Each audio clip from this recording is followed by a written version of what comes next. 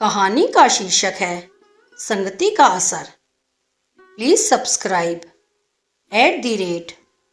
@सीमा मुदगिल।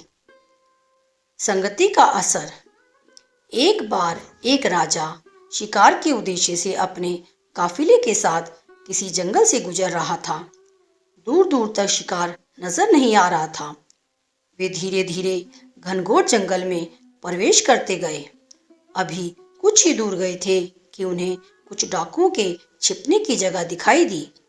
जैसे ही वे उसके पास पहुंचे कि पास के पेड़ पर बैठा तोता बोल पड़ा, पकड़ो पकड़ो, एक राजा आ रहा है। इसके पास बहुत सारा सामान है, लूटो लूटो, जल्दी आओ जल्दी आओ। तोते की आवाज सुनकर सभी डाकू राजा की ओर दौड़ पड़े। डाकुओं को अपनी ओर आते देखकर राजा और उसके सैनिक दौड़कर भाग खड़े हुए। भागते भागते कोसों दूर निकल गए। सामने एक बड़ा सा पेड़ दिखाई दिया। कुछ देर सुस्ताने के लिए उस पेड़ के पास चले गए। जैसे ही पेड़ के पास पहुंचे कि उस पेड़ पर बैठा तोता बोल पड़ा, आओ राजन, हमारे साधु महात्मा की कुटिया में आपका स्वागत है। अंदर आइए, पानी पीजिए और विश्राम कर लीजिए। तोते की इस बात को सुनकर राजा हैरत में पड़ गया और सोचने लगा कि एक ही जाति के दो प्राणियों का व्यवहार इतना अलग अलग कैसे हो सकता है। राजा को कुछ समझ नहीं आ रहा था। वह तोते की बात मानकर अंदर साधु की कुटिया की ओर चला गया।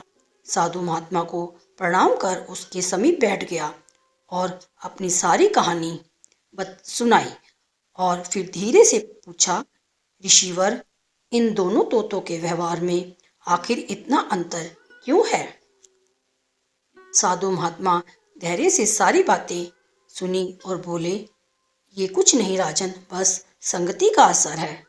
डाकुओं के साथ रहकर तोता भी डाकुओं की तरह व्यवहार करने लगा है और उनकी ही भाषा बोलने लगा है। अर्थात जो जिस वातावरण में रहता है वह वैसा ही बन जाता है। कहने का तात्पर्य यह है कि मूर्ख भी विद्वानों के साथ रहकर विद्वान बन जाता है, और अगर विद्वान भी मूर्खों के संगत में रहता है तो उसके अंदर भी मूर्खता आ जाती है। इसीलिए हमें संगति सोच समझकर करनी चाहिए। आपसे निवेदन है कि कृपया हमारे चैनल @सीमा मुदगिल को लाइक एवं सब्सक्राइब कीजिए और नई नई कहानियाँ पढ़िए, देखिए और सुनिए। यह कहानियाँ जो कि उदाहरण के रूप में हैं, यदि आप अपने बच्चों को और समाज में सुनाते हैं तो निश्चित ही सभी का बेहतर चित्त एवं चरित्र निर्माण होगा। आपका बहुत बहुत धन्यवाद। आपकी सेवा में सीमा मुदगिल।